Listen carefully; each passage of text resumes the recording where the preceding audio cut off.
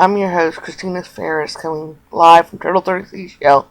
Today is October 10th, 2016. Today's message is entitled, A New Shepherd.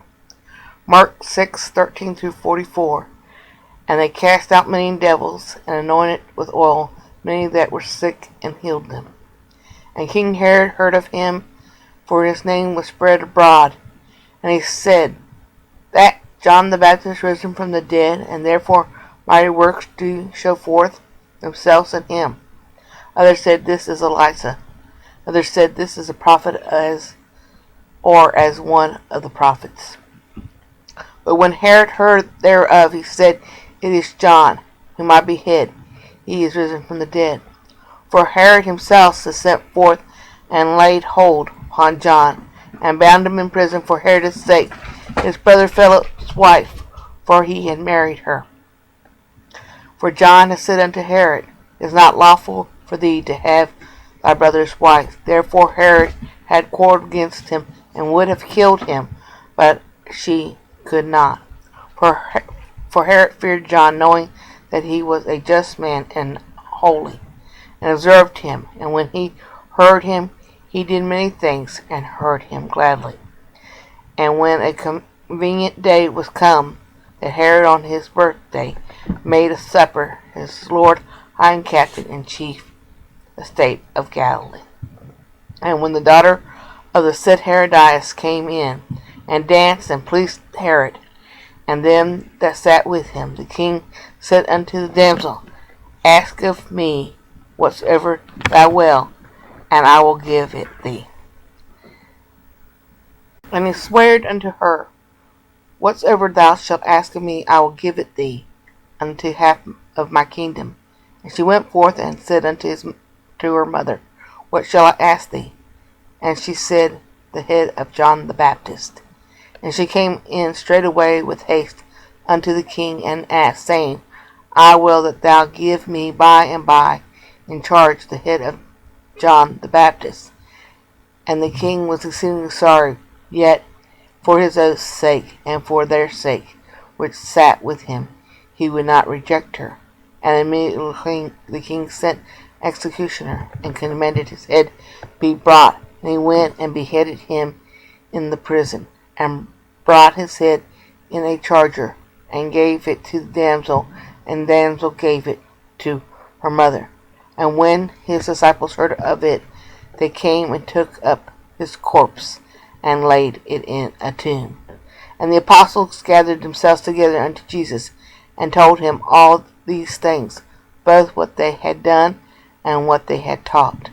And he said unto them, Come ye yourselves apart into a desert place, and rest a while, for there were many comings and goings, and they had no leisure so much as to eat.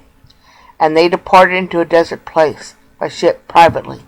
And the people saw them departing, and many knew him, and ran afoot thither out of all cities, and outwent them, and came together unto him.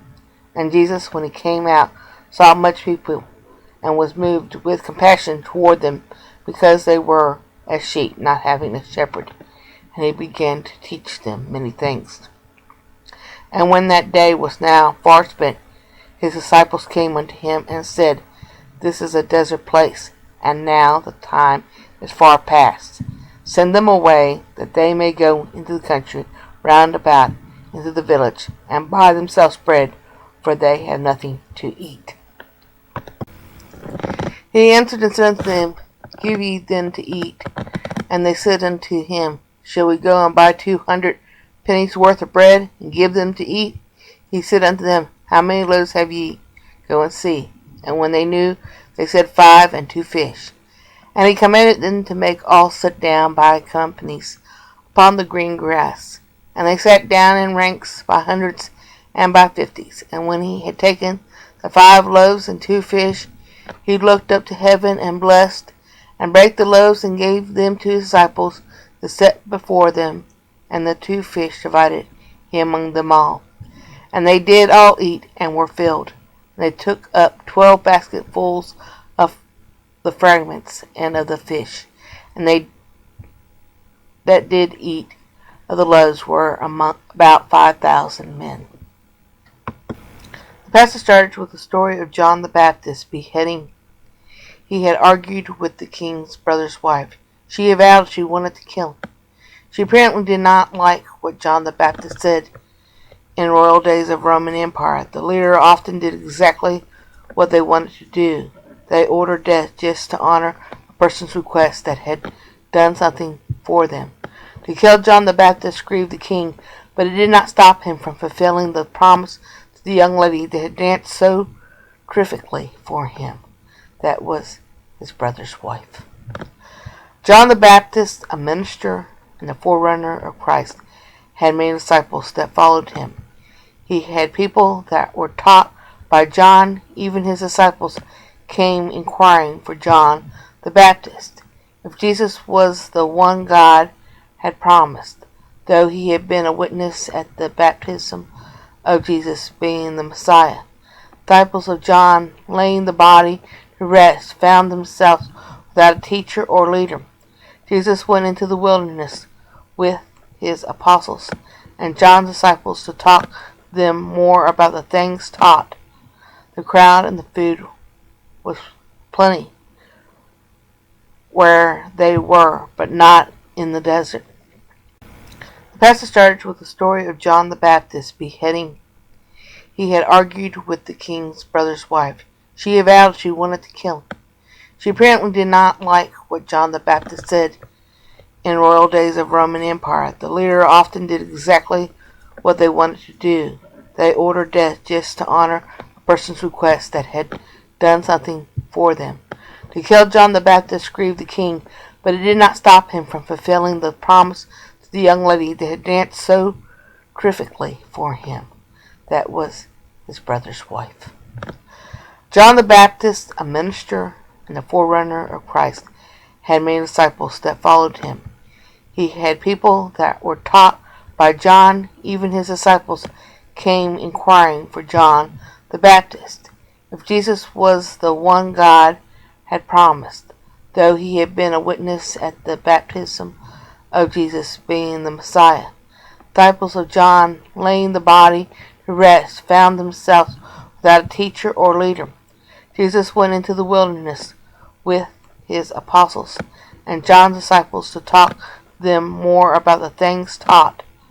The crowd and the food was plenty where they were, but not in the desert.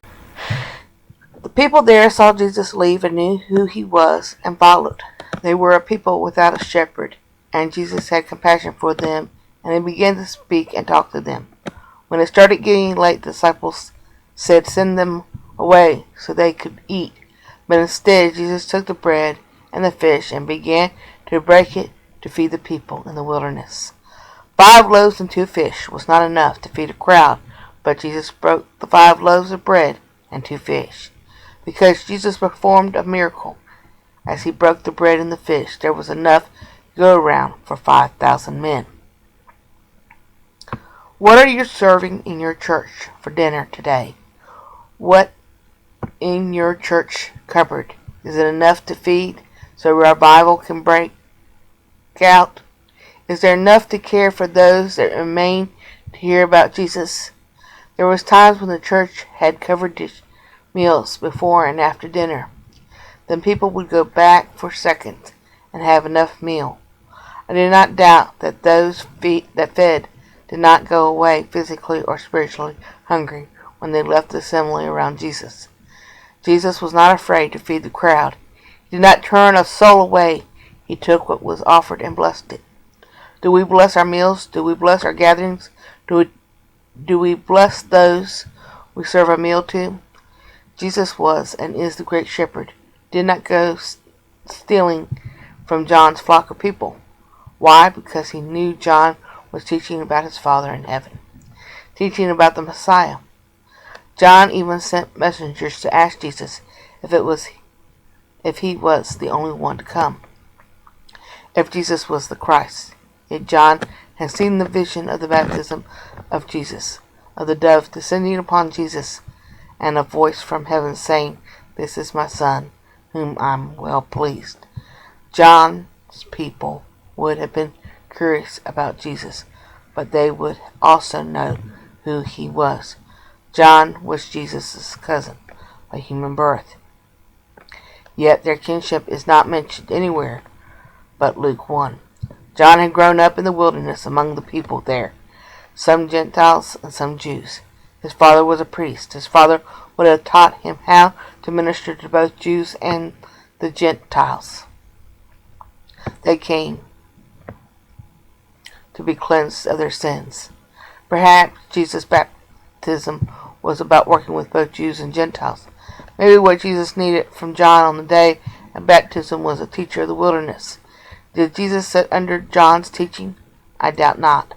However, Jesus began who he was, no doubt, knew how to talk to all the people. Yet he began to teach in the temple before ever going forth to the Gentiles. Jesus was a teacher of the law. He was a teacher and one that taught about his Father in heaven. However, the proof was the miracles performed of healing and feeding a huge crowd with little provided, that convinced the people of who he truly was. Every evidence of Jesus being a prophet is here in this passage. May God bless you and